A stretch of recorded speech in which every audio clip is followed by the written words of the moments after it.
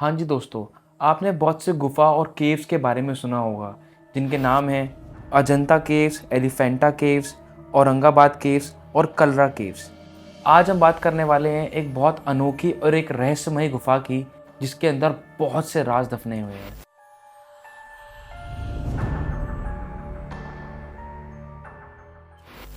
इस गुफ़ा में अलग-अलग समय में बहुत से ऋषि मुनियाँ, पांडव के पांचों भाई और देवों के महादेव यहाँ पर तपस्या करने आए थे।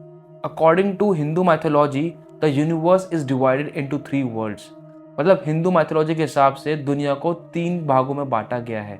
सबसे पहले नंबर पे आते हैं आकाश लोक, दूसरे नंबर पे आते हैं पृथ्वी लोक जहाँ पर हम सब लोग रहते हैं, और तीसरे नंबर पे आता है पाताल लोक जहाँ पे नाग देवता रहते हैं। इस लोक को द रीजन ऑफ नागास भी कहा गया है।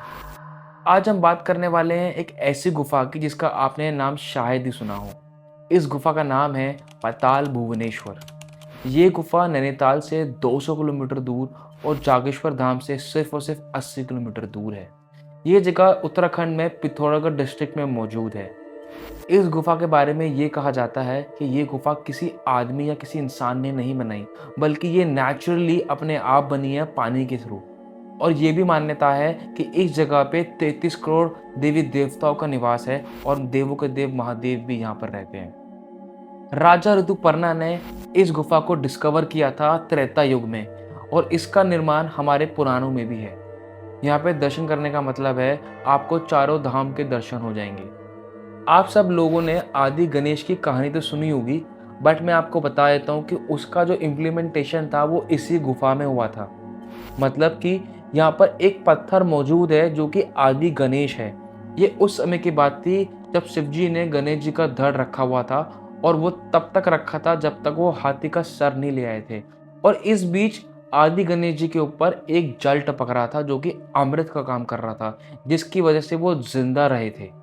जैसे कि मैंने आप सब लोग को बताया कि पाताल लोक के अंदर नागास मतलब नागों का निवास है, तो इस गुफा की एंट्री भी एक नाग के मुंह से होती है।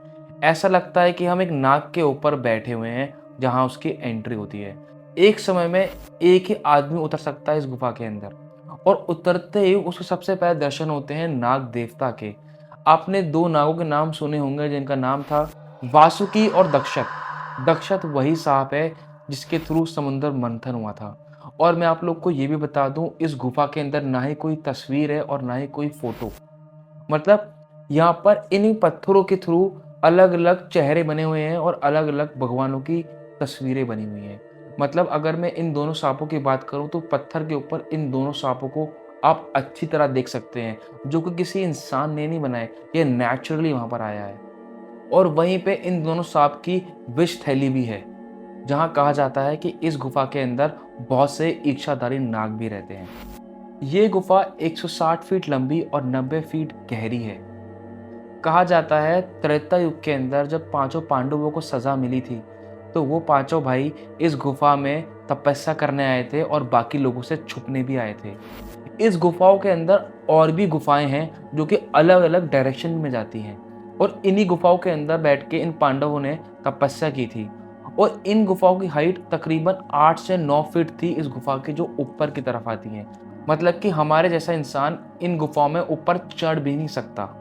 पर उस समय के लोग 10 से 12 फीट के होते थे, तभी वो उस गुफा में घुस भी पाते थे। इस गुफा के अंदर बहुत सी गुफाएं भी हैं, और उनमें से एक गुफा काशी की तरफ भी जाती है जो कि ठीक साउथ में आता है। और कहा जाता है यहाँ पर एक गुफा है जिसकी एंट्री काल भैरव की जीभ से होती है।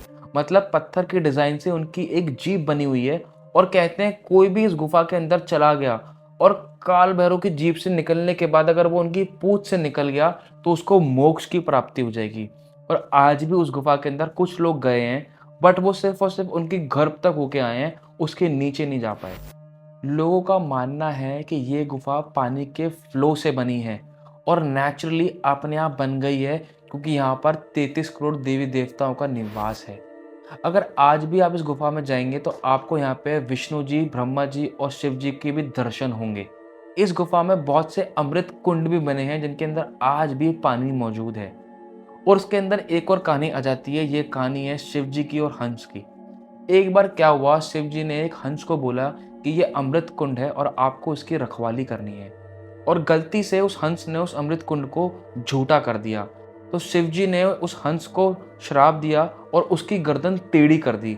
और यदि आप इस गुफा में जाएंगे तो आप देखेंगे एक पत्थर से एक हंस बना हुआ है और उसकी गर्दन ठीक टेढ़ी की टेढ़ी है। और ये किसी इंसान ने नहीं बनाई है, ये सब कुछ नेचुरली वहाँ पर मौजूद है, जो आपको हैरान कर देगा। इस गुफा के अंदर 3 दरवाजे भी हैं और ये तीनों दरवाजे पत्थरों से बने हुए हैं, जिनमें से 2 दरवाजे खुले हुए हैं और एक दरवाज़ा बंद है। पहला दरवाज़ा है धर्म का। कहते हैं धर्म का दरवाज़ा हमेशा खुला रहेगा, क्योंकि हम लोग इस दुनिया में अपने धर्म से ही आते हैं। दूसरा दरवाज़ा है कलयुग का।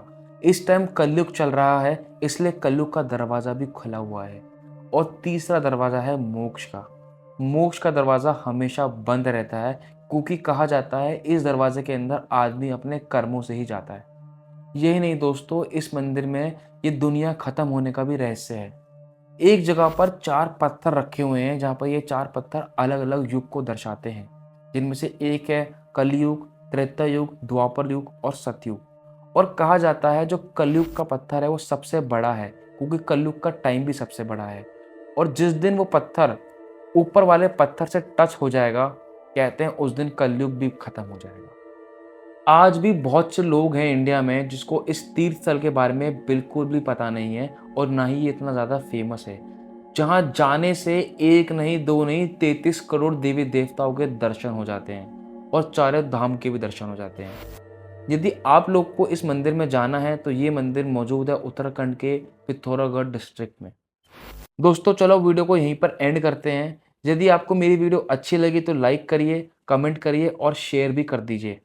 और बहुत से लोग ऐसे भी हैं जो वीडियो देख रहे हैं पर मेरा चैनल को सब्सक्राइब नहीं कर रहे हैं, तो वो लोग भी मेरे चैनल को सब्सक्राइब भी कर दीजिए।